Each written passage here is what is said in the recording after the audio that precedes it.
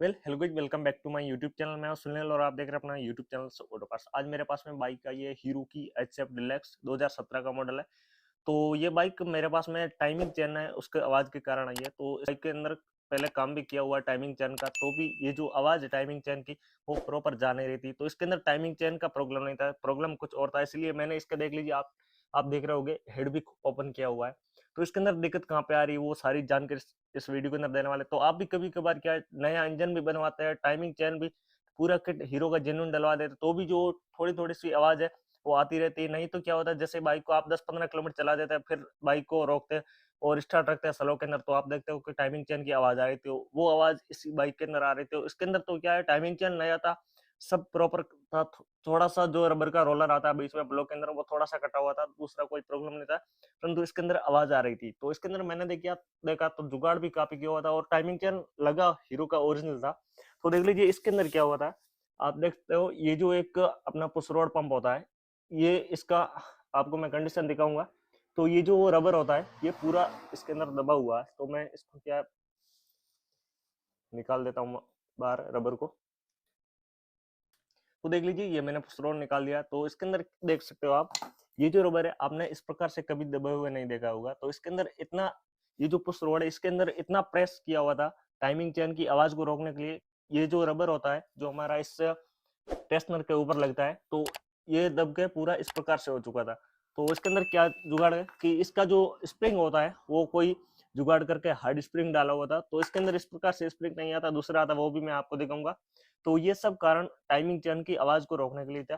तो इसका मैंने देखा तो टाइमिंग चेन प्रॉपर सेट हुआ था। और ये जो आप देख सकते हो टेस्टनर, ये पूरा इस इंजन के यहाँ तक पूरा टच हुआ रखा था।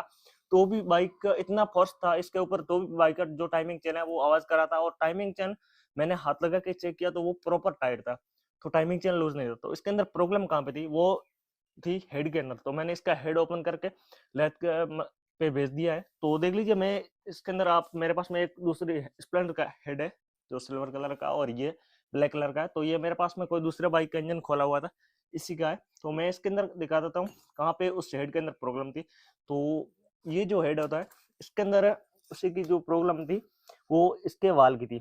तो इसके अंदर क्या हो चुका था, ये जो वाल लगे हुए, ये वाल एक गाइड के अंदर लगे होते हैं। ये जो गाइड होती है यहाँ पर होती है, आपको सेंटर के अंदर दिख रही होगी, जिसके अंदर ऑयल सील लगती है। तो इसी गाइड के अंदर क्या हो चुका था, ये आप इस प्रकार से अगर चेक करोगे, थोड़ा सा वाल को बाहर निकाल के स्प्रिंग वगैरह आपको पूरा ओपन कर देना, और आप वाल को इस प्रकार से, आपको वाल को हिलाना है इस प्रकार से। अगर आप इस प्रकार से वाल को हिलाओगे तो आपकी वाल है हिलेगा, तो आपको समझ जाना है जो हेड की गाइड है वो खत्म हो चुकी है। तो इसी वजह से जो बाइक गर्म होने के बाद में भी आवाज आएगी, आप चाहे कितना भी टाइमिंग चेन वगैरह कुछ भी डाल दोगे ना, तो भी ये जो प्रॉब्लम रहेगी। तो वही प्रॉब्लम इसके अंदर थी, और भी प्रॉब्लम आएगी। थोड़ा सा वाइट स्मोक करने की प्रॉब्लम आएगी। और अगर आप बाइक को थोड़ा सा चला के छोड़ दोगे ना, तो बाइक का आरपीएम है वो बढ़ा हुआ रहेगा, यहाँ अचानक बंद हो जाएगी इसकी। और माइलेज की दिक्कत रहेगी, कभी भी आप ट्यूनिंग सेट नहीं कर पाओगे। तो इस प्रकार से अगर प्रॉब्लम आ रही है तो आपको हेड के अंदर काम करवाना पड़ेगा, तभी जाके ये जो प्रॉब्लम है, एक तो आवाज की और माइलेज की, ये सारी सोल्व होगी। तो इसके अंदर दो प्रॉब्लम की वजह से बाइक आई है ओनली। एक तो माइलेज दिक्कत दे रही थी, कस्टमर का कहना है 25 से 30 का एवरेज दे रही है, और टाइमिंग चेन की आवाज है। तो मैंने इसका टाइमिंग चेन भी अभी मैं चेंज करने वाला हूँ, कौन सा डालूंगा, कितने का था, वो सारी जानकारी दूंगा आपको। और मैंने इसके हेड का है काम होगा, देख लीजिए हेड का पार्ट है वो पूरा खोला हुआ, आप देख सकते हो। ये जो साइड प्लेट है, और भी देख लीजिए ये जो वाल है, ये इस प्रकार से मैंने ओपन करके रख दिया। और इसका जो वाल वगैरह है वो चेंज होने के लिए गया हुआ। तो इसके अंदर आप देख सकते हो ये जो अपना एग्जॉस्ट का वाल है, तो इसकी जो सीट है वो पूरी कट के, वाल भी, वाल की साइज है वो पूरी छोटी हो चुकी थी, इसीलिए इसका जो हेड का काम है होने वाला है।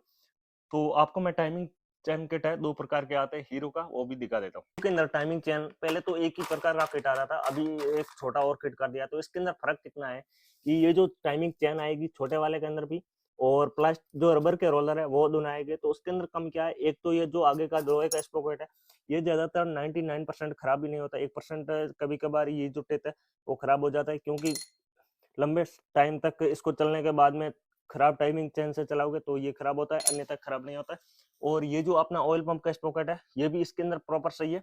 तो जो छोटा वाला आप किट खरीदोगे जिसका 320 एमआरपी है, उसके अंदर ये दो स्प्रोकेट नहीं, नहीं आएंगे, परंतु जो स्प्रिंग वगैरह आप कर देखोगे वो पूरा सेट आ जाएगा। देख लीजिए इसके अंदर ये जो स्प्रिंग होती है ये इस प्रकार से लगने वाली है, और रबर वगैरह जो जितने भी इसके ऊपर जैसे कि ये रबर होता है ये भी इसी के साथ में नया आता है।